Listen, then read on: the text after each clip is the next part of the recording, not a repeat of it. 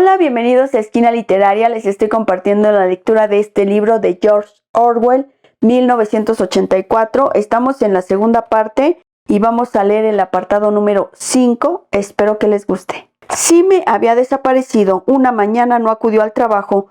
Unos cuantos indiferentes comentaron su ausencia, pero al día siguiente nadie habló de él. Al tercer día entró Winston en el vestíbulo del departamento de registro para mirar el tablón de anuncios.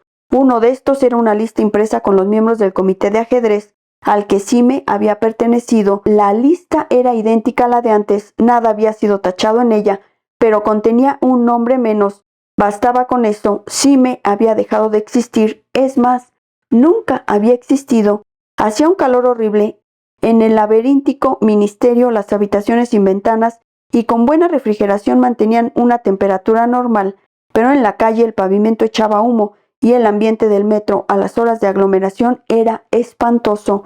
Seguían en pleno hervor los preparativos para la Semana del Odio y los funcionarios de todos los ministerios dedicaban a esta tarea horas extraordinarias.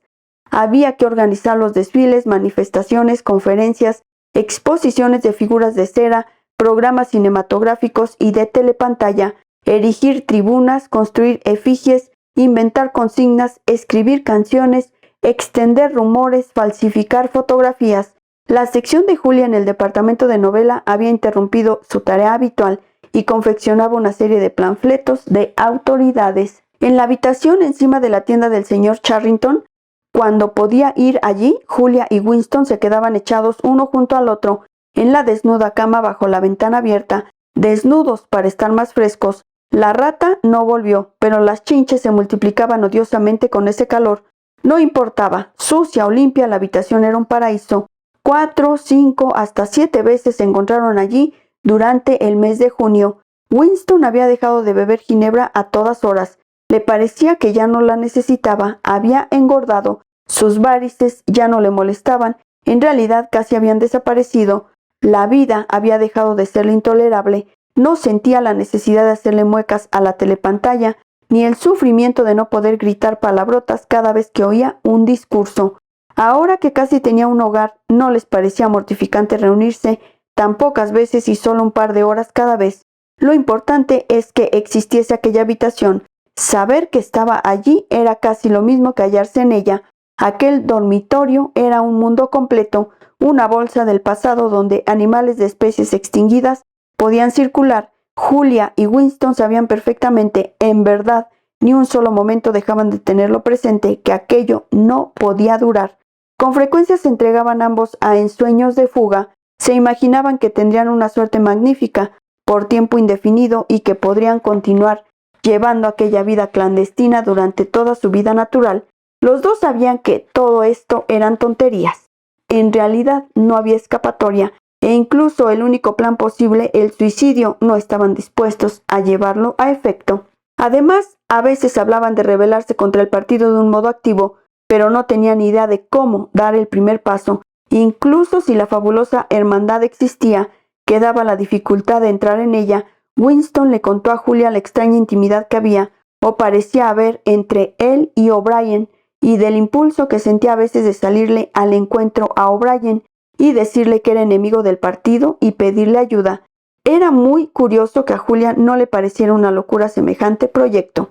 Estaba acostumbrada a juzgar a las gentes por su cara y le parecía natural que Winston confiase en O'Brien basándose solamente en un destello de sus ojos. Además, Julia daba por cierto que todos, o casi todos, odiaban secretamente al partido e infringirían sus normas si creían poderlo hacer con impunidad, pero se negaba a admitir que existiera, ni pudiera existir jamás, una oposición amplia y organizada. Julia había crecido dentro de la revolución y era demasiado joven para recordar las batallas ideológicas de los años 50 y 60 y tantos.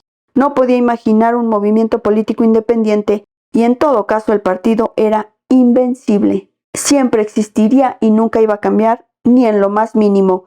En cierto modo, Julia era menos susceptible que Winston a la propaganda del partido. Una vez se refirió él a la guerra contra Eurasia y se quedó asombrado cuando ella, sin concederle importancia a la cosa, dio por cierto que no había tal guerra, pero Julia nunca discutía las enseñanzas del partido. a no ser que afectaran a su propia vida. Estaba dispuesta a aceptar la mitología oficial porque no le parecía importante la diferencia entre verdad y falsedad.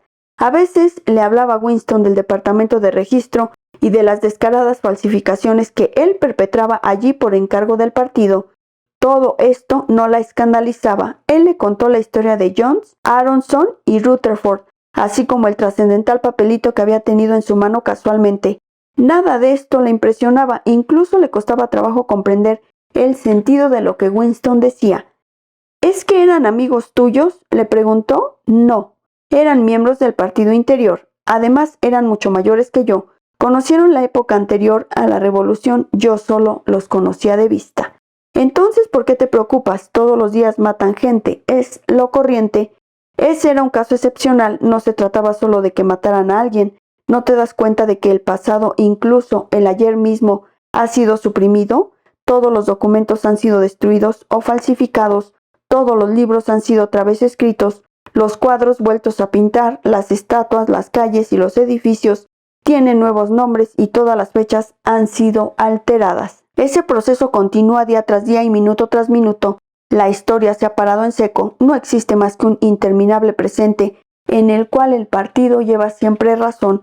Naturalmente yo sé que el pasado está falsificado, pero nunca podría probarlo, aunque se trate de falsificaciones realizadas por mí. No puedo asegurar con certeza que exista otro ser humano con la misma convicción que yo. Y total, ¿qué interés puede tener eso? ¿De qué sirve saberlo? De nada, porque inmediatamente destruí la prueba. Pero si hoy volviera a tener una ocasión semejante, guardaría el papel. Pues yo no, dijo Julia. Estoy dispuesta a arriesgarme, pero solo por algo que merezca la pena, no por unos trozos de papel viejo. No me interesa la próxima generación, cariño, me interesa nosotros. No eres una rebelde más que de cintura para abajo, dijo él. Ella encontró esto muy divertido y le echó los brazos al cuello complacida. Julia no se interesaba en absoluto por las ramificaciones de la doctrina del partido. Cuando Winston hablaba de los principios de Intsoc, el doble pensar, la mutabilidad del pasado y la degeneración de la realidad objetiva, y se ponía a emplear palabras de neolengua, la joven se aburría espantosamente, además de hacerse un lío, y se disculpaba diciendo que nunca se había fijado en esas cosas. Espero que les esté gustando la lectura de este libro, 1984 de George Orwell. Los espero en el próximo video para continuar con esta lectura.